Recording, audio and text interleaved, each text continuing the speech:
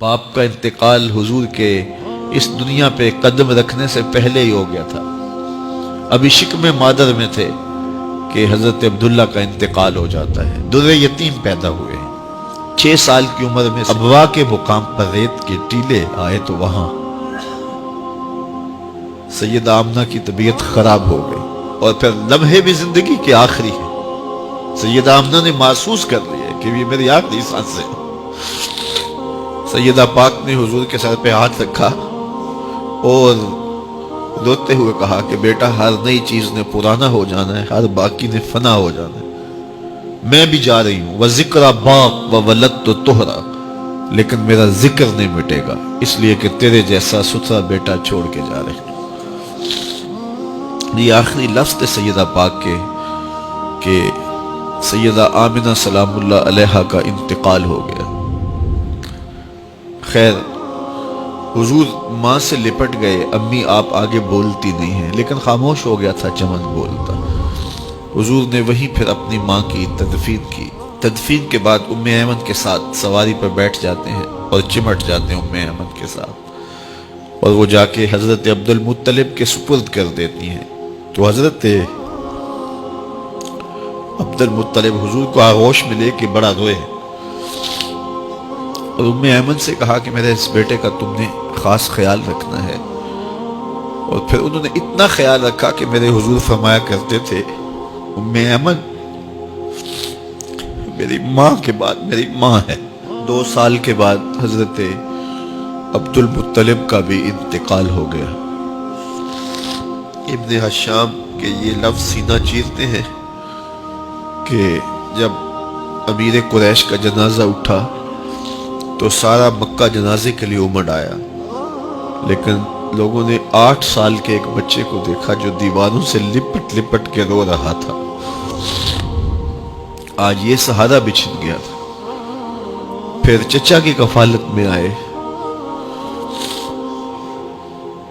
پھر ایک وقت آیا کہ وہ بھی اس دنیا کو چھوڑ گئے، اور اسی سال حضور کی اہلیہ کا انتقال بھی ہوا، اور اس سال کا نام عام الحزن، دکھوں کا سال رکھا. اہل مکہ نے جو سلوک کیا وہ کسی سے بھی مخفی نہیں ہے.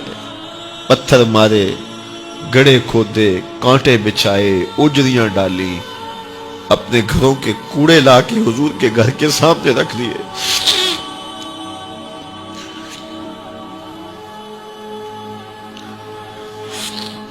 یہ کس چیز کی سزا دے رہے تھے میرے حضور کو؟ میرے حضور علیہ السلام نے پھر طائف کا سفر کیا کہ شاید وہ لوگ میری بات کو سن لیں، لیکن انہوں نے جو دردناک سلوک کیا وہ بھی تاریخ کا ایک انتہائی دردناک باب ہے. انہوں نے اوباشوں کے ہاتھوں میں پتھر دیے اور جس راستے میں میرے حضور نے گزرنا تھا ان کو اس راستے پہ کھڑا کر دیا اور کہا ان پہ سنگ زنی کرو. اور وہ آقا کریم پہ پتھر مارتے، حضور کے پاؤں پہ پتھر مارتے. آقا کریم علیہ السلام پاؤں اٹھاتے تو وہ دوسرے پاؤں پہ مارتے. پھر حضور شدت درد سے بیٹھ جاتے تو ان کے 2 گھنڈے دائیں بائیں سے آگے بڑھتے اور حضور کو کندھوں سے پکڑ کے اٹھاتے، پھر سنگ باری کرتے.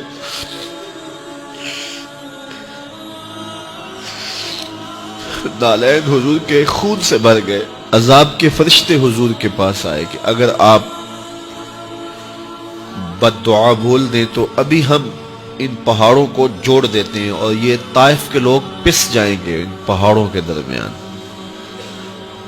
آسمان سے پتھر اتریں گے، ان کے سر کچل دیے جائیں جنہوں نے آپ کو دکھ دیے. اب صحابہ جو ساتھ تھے انہیں بھی شدید آرزو تھی کہ حضور ان کے لیے بد دعا کریں، انہوں نے بڑا دکھ دیا. تو پھر حضور کے ہاتھ اٹھ گئے.